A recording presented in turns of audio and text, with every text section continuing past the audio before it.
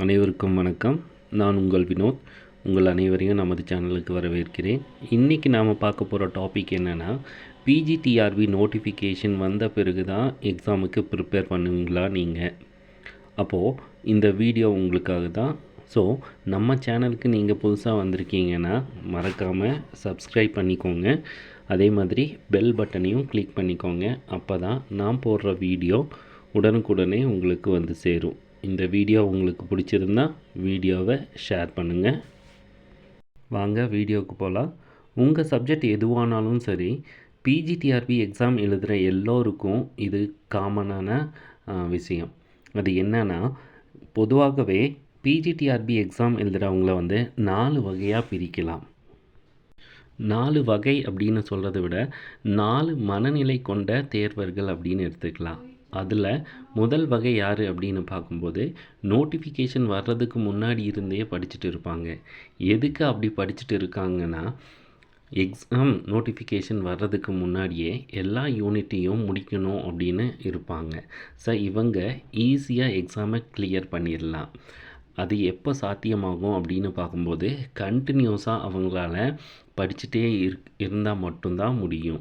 So இதில் எந்த ஒரு பிரேக்கும் அவங்க எடுக்கக்கூடாது. அதாவது ஒரு வார இடைவெளி அப்படிங்கிறது வந்து இருக்கக்கூடாது. கண்டினியூஸாக அவங்க படிச்சுட்டே இருக்கணும். படித்ததை வந்து ரிவைஸ் பண்ணிகிட்டே இருக்கணும். ஸோ இந்த மாதிரி ஹார்ட் ஒர்க் பண்ணும்போது கண்டிப்பாக அவங்களால வந்து எக்ஸாமை கிளியர் பண்ண முடியும். அதே மாதிரி போஸ்டிங்கும் வாங்க முடியும். இப்படி நாம் ஹார்ட் ஒர்க் பண்ணும்போது கண்டிப்பாக நமக்குள்ளார இருக்க கனவு, அதாவது அரசு வேலை அப்படிங்கிற கனவு வந்து சாத்தியமாகும். இதுலேயே ரொம்ப கேர்ஃபுல்லாக இருக்க வேண்டியது, நம்மக்கிட்ட கான்ஃபிடென்ட் இருக்கணும். ஆனால் ஓவர் கான்ஃபிடென்ட் வந்து இருக்கக்கூடாது. ஸோ அந்த மாதிரி ஓவர் கான்ஃபிடென்ட் இருந்துச்சு அப்படின்னு பார்க்கும்போது நம்மளோட கனவு வந்து கலையிறதுக்கு வாய்ப்புகள் அதிகமாக இருக்கும். நான் சொன்ன மாதிரி இந்த முதல் நிலையில் நீங்கள் இருக்கீங்க அப்படின்னு பார்க்கும்போது கண்டிப்பாக உங்களுக்கு வந்து அரசு வேலை அப்படிங்கிறது கன்ஃபார்ம். நீங்கள் கவலைப்பட தேவையில்லை. செகண்ட் டைப் அப்படின்னு எடுத்துட்டோன்னா, சில பேர் இருப்பாங்க. அவங்க எப்படி சார்னா, நோட்டிஃபிகேஷன் வந்ததுக்கு பிறகு தான் படிப்பாங்க. ஸோ இந்த நிலையில் நீங்கள் இருக்கீங்களா அப்படின்னு பார்த்துக்கோங்க. ஸோ இந்த நிலை கண்டிப்பாக உங்களுக்கு இருக்கவே கூடாது. சப்போஸ் இந்த நிலை உங்கள்கிட்ட இருந்துச்சு அப்படின்னு பார்க்கும்போது நீங்கள் 100%க்கு 200% வந்து ஹார்ட் ஒர்க் பண்ண வேண்டியதாக இருக்கும். அப்போ நீங்கள் 200% வந்து ஹார்ட் ஒர்க் பண்ண வேண்டிய கட்டாயத்தில் வந்து தள்ளப்படுவீங்க. இந்த நிலையில் நீங்கள் கண்டிப்பாக எக்ஸாம் கிளியர் பண்ணி போஸ்டிங் வாங்கணுன்னா அதுக்கு 50% மட்டுமே சாத்தியமாக இருக்கும். ஏன்னா நோட்டிஃபிகேஷன் வந்ததுக்கு அப்புறமா உங்களால் எல்லா யூனிட்டையும் படித்து அதுக்கு பிறகு நல்ல ரிவிஷன் பண்ண முடியாது. ஸோ நீங்கள் என்ன பண்ண போகிறீங்க நீங்களே முடிவு பண்ணிக்கோங்க. அதுலேயும் சில சப்ஜெக்டில் சில யூனிட் வந்து புதுசாக ஆட் பண்ணியிருக்காங்க. ஸோ இந்த நிலைமையில் நம்ம புதுசாக ஆட் பண்ண யூனிட்ஸ் எல்லாத்தையும் படித்து முடிக்க முடியுமா, அதை டைம்குள்ளார முடித்து அதுக்கான ரிவிஷன் கொடுக்க முடியுமா அப்படிங்கிறதையும் நம்ம திங்க் பண்ணிக்கணும். இந்த நிலைமையில் நமக்கு கவர்மெண்ட் ஜாப் அப்படிங்கிறது ஒரு சந்தேகமாக தான் இருக்கும். சில டைமில் நம்மளோட மார்க் வந்து வெளியே சொல்கிற மாதிரி இருக்கும். அதாவது பாஸ் பண்ணியிருப்போம். ஸோ சிவிக்கெல்லாம் அட்டென்ட் பண்ணுற மாதிரியான மார்க் இருக்கும். ஆனால் அதனால் எந்த யூஸும் இருக்காது. இதுக்கு காரணம் என்ன அப்படின்னு பார்க்கும்போது, நாம் நோட்டிஃபிகேஷன் வந்ததுக்கப்புறம் தான் படிக்க ஆரம்பிச்சிருப்போம். அதுக்கு முன்னாடியே ஒரு 2 மாதங்கள் இல்லாட்டி 3 மாதம் முன்னாடியே நாம் படிக்க ஆரம்பிச்சிருந்தோன்னா அந்த போஸ்டிங்க்கான வாய்ப்புகள் வந்து அதிகமாக இருக்கும். ஆனால் வந்து அதை நம்ம செஞ்சுருக்க மாட்டோம். ஸோ நீங்கள் நோட்டிஃபிகேஷன் வந்ததுக்கப்புறம் தான் நான் படிக்க ஆரம்பிப்பேன் அப்படின்னு மனநிலையில் இருக்கீங்க அப்படின்னு பார்க்கும்போது உங்களோட எண்ணங்களை வந்து டோட்டலாக இப்போவே மாற்றிடுங்க.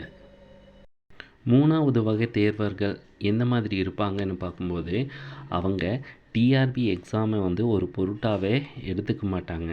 ஆனால் டிஆர்பி எக்ஸாமை வந்து எழுதுவாங்க. டிஆர்பி நோட்டிஃபிகேஷன் விட்டதுக்கப்புறமா அப்ளை எல்லாம் பண்ணுவாங்க, பேமெண்ட் எல்லாம் பண்ணுவாங்க. ஜாலியாக இருப்பாங்க. எக்ஸாம் எழுதுகிற நாள் வந்தாலும் அந்த நாளையும் ஜாலியாக எடுத்துப்பாங்க. ஸோ அவங்களுக்கு படிக்கணும் அப்படிங்கிற எண்ணமே இருக்காது. ஜாலியாக அப்ளை பண்ணியிருக்கு, ஜாலியாக போய் நம்ம எக்ஸாம் எழுதிட்டு வரலாம் அப்படிங்கிற எண்ணம் தான் அவங்களுக்கு இருக்கும். டிஆர்பி எக்ஸாமை எழுதி கிளியர் பண்ணி போஸ்டிங் வாங்கினான்னா ஒரு பிரகாசமான எதிர்காலம் இருக்குது அப்படின்னு அவங்களுக்கு தெரியும். ஆனால் இதை அவங்க பண்ணிக்கவே மாட்டாங்க. ஸோ அந்த மாதிரியான மனநிலையில் நீங்கள் இருக்கீங்களா அப்படிங்கிறத பார்த்துக்கோங்க. உங்களோட எதிர்காலம் எந்த மாதிரி இருக்கணும் அப்படிங்கிறதையும் முடிவு செஞ்சுக்கோங்க. அதே போல் இந்த மனநிலையில் நீங்கள் இருக்கீங்க அப்படின்னு பார்க்கும்போது உங்களோட எதிர்காலம் அப்படிங்கிறது ரொம்பவே கஷ்டமாக இருக்கும். அதே மாதிரி கவலையாகவும் இருக்கும். ஏன்னா ப்ரைவேட்டில் ஒர்க் பண்ணுறது நிலையான வேலை கிடையாது. இதை முதல்ல புரிஞ்சுக்கோங்க. கடைசியாக 4வது வகை எக்ஸாமினர் யாருன்னா, அவங்க கவர்மெண்ட் ஜாப் வேணும்னு நினைப்பாங்க. அவங்களுக்கு இருக்கிற டைம் எல்லாத்தையும் வேஸ்ட் பண்ணுவாங்க. ஆனால் டிஆர்பி எக்ஸாம் எழுதி கவர்மெண்ட் வேலைக்கு போகணும்னு எப்போவுமே யோசிச்சுட்டு இருப்பாங்க. அதுக்கு கனவு எல்லாம் காணுவாங்க. ஆனால் அதுக்கான ஒரு ஸ்டெப்பு கூட எடுத்து வைக்க மாட்டாங்க. இந்த நிலையில் இருந்தால் அது ரொம்ப ரொம்ப ரொம்ப கஷ்டம். இந்த நிலையில் நீங்கள் இருக்கீங்களான்னு தெரிஞ்சுக்கோங்க. இந்த நிலையில் நீங்கள் இருந்தீங்கன்னா அதிலிருந்து வெளியே வாங்க. ஆக இந்த வீடியோ மூலமாக டிஆர்பி எக்ஸாம் எழுதுகிறவங்களோட பல விதங்களை நாம் பார்க்க முடியும். என்னோடய அட்வைஸ் என்னன்னா, நோட்டிஃபிகேஷன் வர்றதுக்கு முன்னே எல்லா யூனிட்டுக்கும் நோட்ஸ் கலெக்ட் பண்ணி நல்லா படிக்க ஆரம்பிங்க. ஒரு 6 மாதம் அல்லது 1 வருஷம் ஹார்ட் ஒர்க் பண்ணுங்கள். இது உங்களுக்கு கொஞ்சம் கஷ்டமாக தான் இருக்கும்.